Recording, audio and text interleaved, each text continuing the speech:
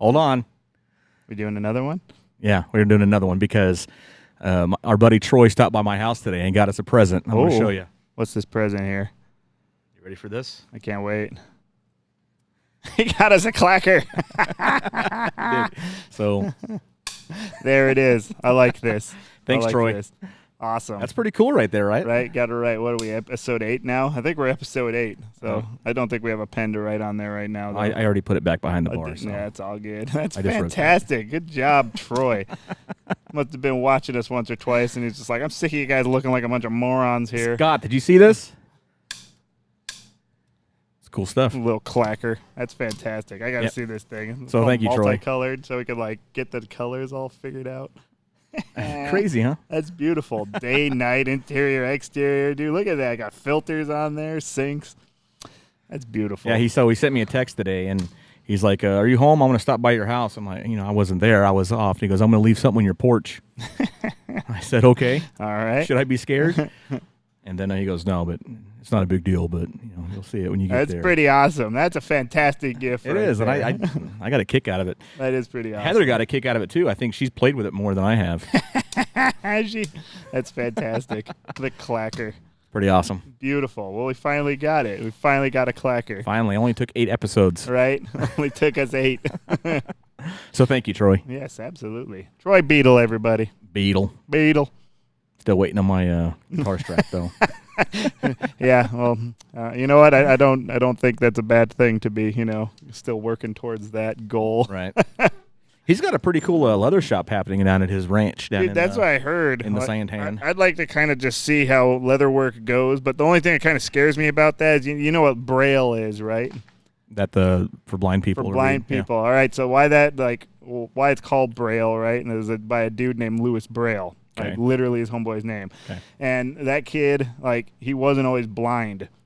He could see, right? Mm-hmm. He was born with sight. And what made it so that he had no ability to see was that he had a freak accident with his dad's leather working tools to the point that he somehow managed to go blind in both eyes. Ooh. So that anytime, I think about Troy and his leather working shop, I'm like, man, I'm totally going to lose Braille myself if I go that's there. a little scary. Right? I don't remember exactly what happened. I just know that it had to do with... So don't drink the solution, Troy. The solution. The tanning solution. I'm assuming there's a tanning solution. But yeah, no, that's what always freaks me out about, leather working shops. Mm-hmm. A lot of things that go sideways pretty quick there. I'd reckon. I would imagine. I mean, there's stuff that could go sideways with what we're doing, too. I could imagine, a guitar string going a little awry there could probably mess you up, too. Yeah, it's a very hazardous career that we have. It is. Well, I remember when Jack Smith was playing with us, it's pretty much like amputating your hand every night. A good buddy of ours who's no longer with us, Jack Smith, was playing steel guitar for us back a long, long time ago when we first started doing this hitch and post thing. And he used to sit off to my right-hand side, and I don't know what it is. I've never seen a steel guitar player break so many strings in my whole life. But he would snap one on a regular basis, every night. Every night. And I think he did it on purpose. Probably. Just because it would fling over and, just whip the crap out of my arm. I mean, we're kind of jammed up here, and... I have a lot of scars on my arm from his. I think he Jack did Smith's, that when strings. he was pissed off at you for not, playing as well as he was expecting you to. Yeah, whenever we did a Johnny Paycheck song, he would take his frustrations out on me. Because Jack played with Johnny for many, many years, so it was difficult for me to do a cover song of Johnny's. Yes, without getting, I would imagine a scolding. Him breaking the steel guitar strings on you daily probably got to be quite an expensive endeavor. Just to prove a point. Probably. Especially with what I was paying him then. Right? Right. Sorry. How's your week, buddy? Good. Busy. Yeah. Still doing the same thing I was doing last week, recording guitar tracks. It's a terrible life we live, isn't it? And it's horrible. Just absolutely terrible. So, but I took a break today, from recording. And, the kids got home a little bit early today. So we were hanging out, going through our collection of board games and stuff. Mm-hmm. So we whipped out one today that I had to bring in and show you, because how long has it been since you've actually seen a real Simon? Bam. You even got the box and everything. Absolutely. Look at that. I think that's some straight 80s nostalgia right here. Unfortunately, everybody at the bar tonight, I brought it in earlier, and then everybody's been playing with it all night long because that's more interesting than listening to me. And the batteries are dead, so we can't play it right now. But I played the hell out. I won. I beat the easy level. You did. You know what was crazy about this? I'm a dork, man. I look for this stuff all the time because I don't know why. I'm sick.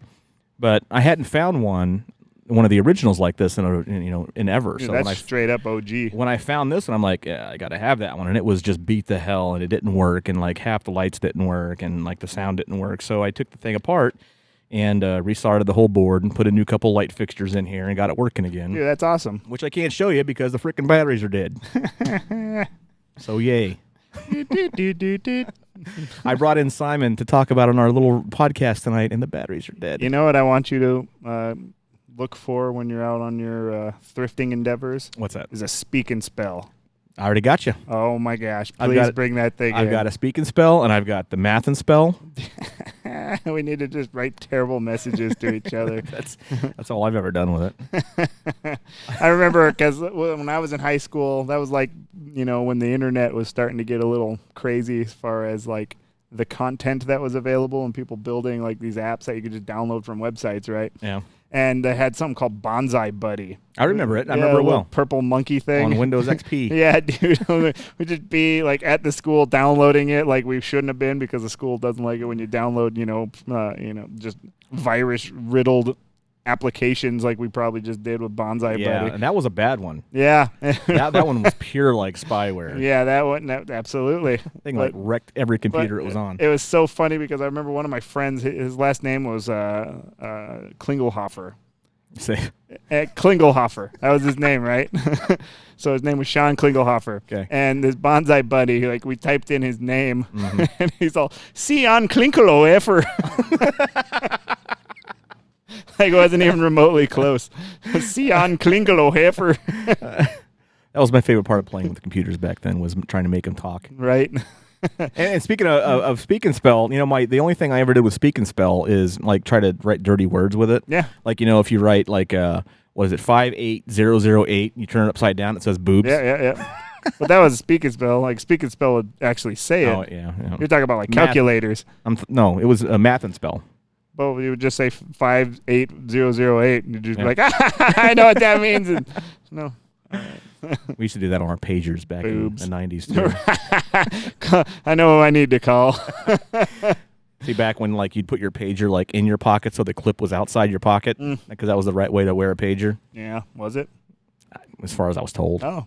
I had a pager when we first moved here, because, I don't know, we just had a pager. That's how my mom got a hold of Blake and I. Blake's my brother, by the way. But yeah, I'd be running around and, rock the pig. There's a phone number, but I never called. I just went home. Just assuming when Mom leaves the phone number with 911, I better get my ass home right now. I just had loud parents. Yeah? Well, you lived my name out in the front yard. You lived in like a holler, didn't you? Well, no, I spent a lot of time out here in Apache Junction, too. The first time I came here, I was like in first grade or something. Okay. And but AJ back then there was nothing here. I mean, I think Southern was a dirt road when I first came here. Yeah, the freeway obviously didn't come out here. Like that. Yeah, so my parents would just walk out the front door and scream my name, and it would echo through the entire desert. Like all the coyotes would start howling in the background. You're like, oh God, I better get home or else I'm lunch. Yes, Mom, I'm coming with like the whole pack of coyotes. Chupacabras. Chupacabras are coming with me. The goat sucker. Oh man, I remember there was a kid in my neighborhood up in Minnesota. His name was Johnny Cardell, and his mom, like that kid just ran rampant across the neighborhood. Like nothing I would ever be able to do. My parents were never like, "Oh, you're 4, you should be able to go, all the way to the other side of the neighborhood." Yeah. Like this kid would do that. And his mom had like the loudest whistle I'd ever heard in my life. And that was how she would call him home, just like go outside and whoosh. I'm just like, holy God. All right, I guess it's time for Johnny to come home now. For some reason, like moms have always been good at doing that, whistling thing. I've never met one that couldn't do it. Yeah.